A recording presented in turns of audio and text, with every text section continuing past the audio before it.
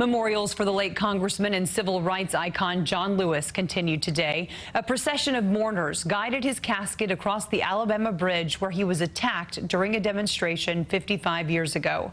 CBS 2's Michelle Miller was there.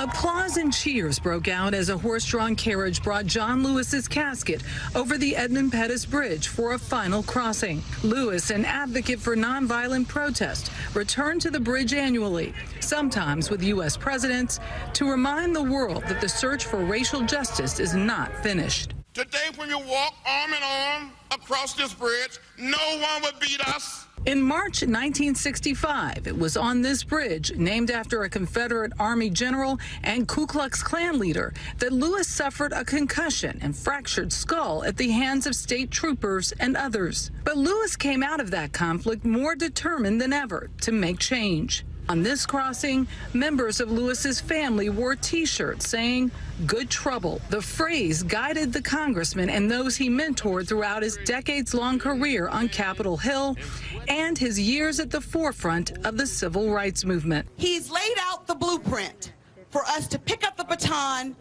and continue his march for voting rights, for civil rights, for human rights. And in sharp contrast to that day 55 years ago, Alabama state troopers saluted Lewis's flak-draped casket. They helped load it onto the hearse that traveled to Montgomery, where Lewis was to lie in state Sunday at the Capitol.